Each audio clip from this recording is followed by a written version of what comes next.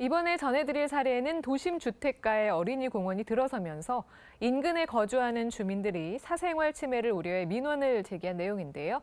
해당 지자체에서 이 문제를 빠르게 해결했다고 합니다. 최영은 기자, 어떤 사연인지 좀 전해주세요. 네, 말씀해주신 곳은 경기도 광명시 한 동네입니다. 빌라가 옹기종기 모여있는 주거 지역에 어린이 공원이 조성된 건데요. 주변에 거주하던 주민들은 집 앞에 어린이 공원이 조성돼서 좋은 점도 있겠지만 이 공원에서 집이 훤히 들여다 보이게 되자 사생활 침해를 호소할 수밖에 없었습니다. 제가 현장을 찾아가 봤습니다. 보시다시피 빌라들이 공원을 둘러싸고 있는 형태의 주거 지역입니다. 사실 이 공원은 기존에도 이 자리에 있었는데요. 본격적으로 민원 문제가 불거진 건 지난해 12월 공원을 재정비한 이후입니다. 관련 내용 들어보시죠. 우리 또래 어린이 공원은 작년 12월에 재정비를 하면서 원래 평지였던 곳이 상상 놀이터 개념의 어린이 놀이터로 조성이 돼서 이렇게 언덕지게 조성되었습니다. 그래서 조성된 곳이 언덕져가지고 애기들이 이렇게 놀다가 이쪽을 보는 민원으로 사생활 침해가 된다 해서 이런 빌라에서 민원이 들어왔고. 네, 들으신 대로 지난해 말에 이 공원을 재정비를 했는데요. 이른바 상상 놀이터라고 해서 어린이들이 동산을 오르고 내리는 기분으로 놀이터를 즐길 수 있도록 작은 언덕이 마련이 된 건데요. 요즘 유행하는 형태의 어린이 공원입니다.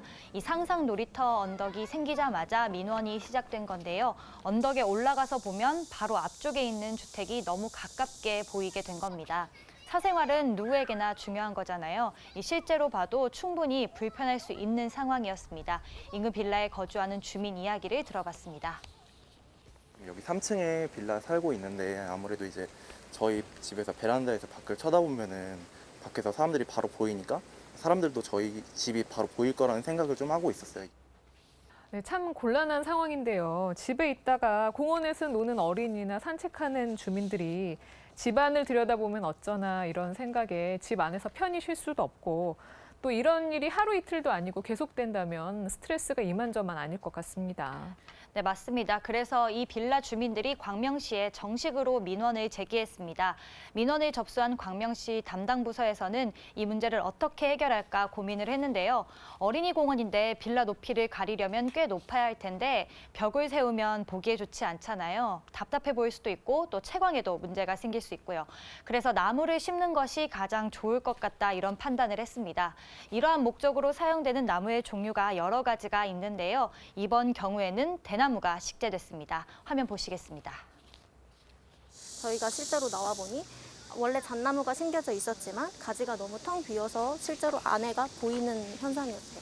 그래서 저희가 대나무로 선정을 해가지고 차폐용 식재로는 사실 측백, 대나무 여러 가지가 있는데 대나무가 지금 시원해 보이기도 하고 여긴 바람길이 아니라서 괜찮을 것 같아서.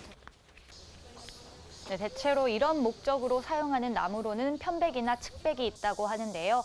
측백은 보다 빽빽한 느낌이라서 조금 더 자라면 자칫 답답해 보이거나 할 수가 있다는데요.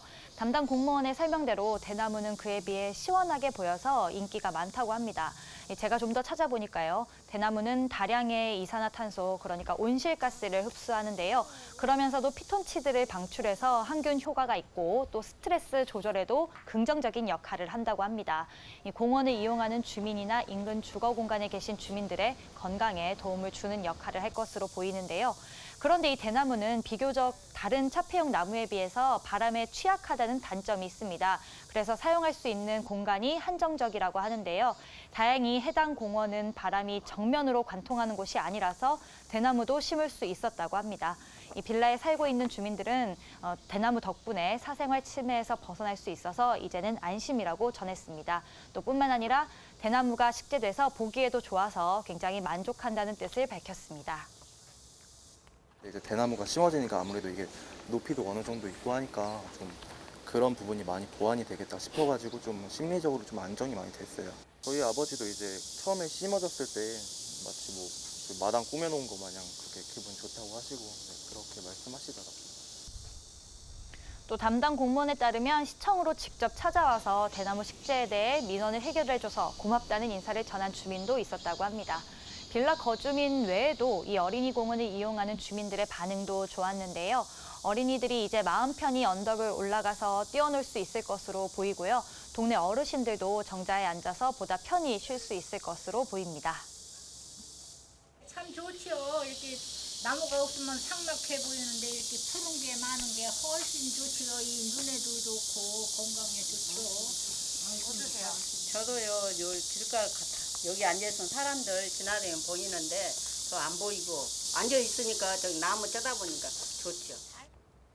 네, 대나무를 심어서 사생활 침해 민원도 해결하고 미관상으로도 좋고요. 건강에도 도움이 된다고 하니까 일석삼조의 효과를 거뒀는데요.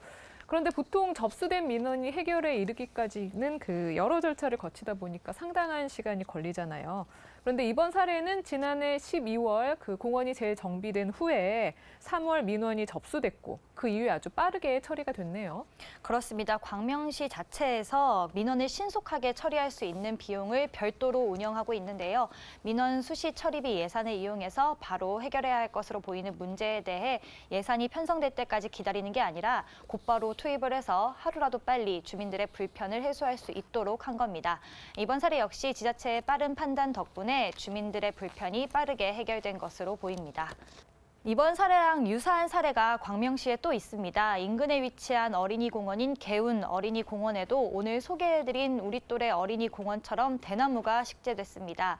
이 어린이 공원은 우리 또래 어린이 공원보다도 더 주거 공간과 밀접하게 위치해서 대나무 식재를 통해서 사생활 민원을 해결할 수 있었습니다. 역시나 경관에도 좋아서 주민들이 만족하고 있는 상황이라고 합니다.